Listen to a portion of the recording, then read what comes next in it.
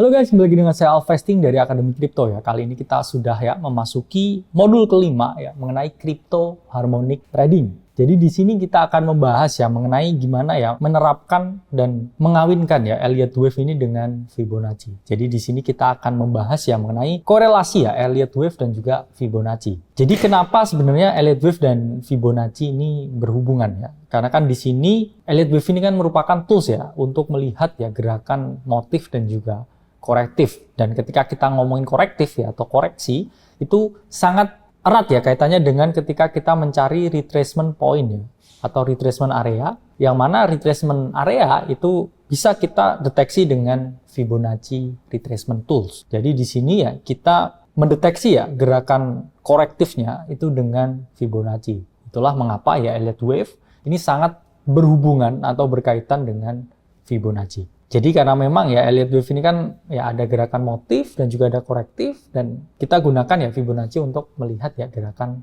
korektifnya ini. Jadi kedua tools ini adalah kombinasi yang efektif ya untuk teman-teman terapkan. Oke, lalu apa fungsinya ya? Jadi pertama ya teman-teman mengetahui titik retracement ya. Jadi fungsi utama ketika teman-teman ya mengombinasikan Elliott Wave dan Fibonacci, ini teman-teman untuk mengetahui ya titik retracement atau koreksi ABC-nya ini berhenti dan selesai di mana. Kedua ya teman-teman bisa ya menggunakan ya Fibonacci yang dikombinasikan dengan Elliott Wave ini untuk mengetahui panjang gelombang. Jadi teman-teman bisa mengestimasi ya kira-kira gelombang ini berhentinya di mana. Itu menggunakan ya Fibonacci. Oke, pertama kita akan mencari ya retracement point ya menggunakan Fibonacci.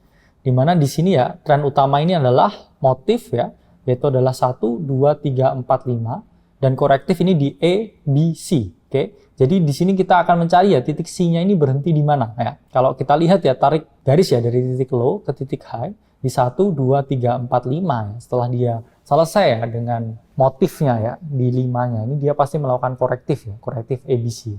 E ya B di mana tempat ideal untuk melakukan short, dan C ya. Jadi setelah C ini selalu ada motif baru ya, 1, 2, 3, 4, 5 yang baru. Jadi C-nya ini selalu berhenti ya di golden pocket ya 0,5 dan 0,618. Jadi ini contoh ya, ini adalah chart ya harian Bitcoin di mana 1 ya, 2, 3, 4, 5 ya, dan juga E, B ya, dan juga C bergerak ya, berhenti di 0,5 dan 0,618 sebelum di sini ya bouncing dan juga harga naik ke atas. Nah, kemudian teman-teman juga bisa ya menggunakan bearish retracement untuk mengetahui ya titik korektifnya ini berhenti di mana ya. Ini 1, 2, 3, 4, 5 dan juga E, B, C ya. Jadi sini teman-teman bisa ya place ya short di sini sebelum dia melanjutkan 1, 2, 3, 5 lagi ke bawah. Nah, ini contoh ya bearish retracement ya pada Bitcoin ya. 1, 2, 3, 4, 5 dan juga di sini E, B, C ya. Sebelum di sini turun lagi 1, 2, 3, 4, 5 yang baru. Jadi di sini ya teman-teman bisa mengetahui kalau titik C itu adalah titik akhir dari korektif ya sebelum dia lanjut turun. Kalau ini di bearish trend ya di Bitcoin.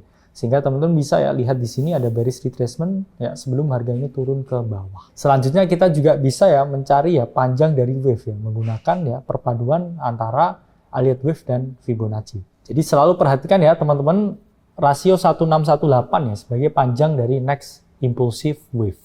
Jadi di sini ya teman-teman bisa ya menggunakan Fibonacci ya ketika di sini ada bullish wave ya titik 1 ya koreksi kedua.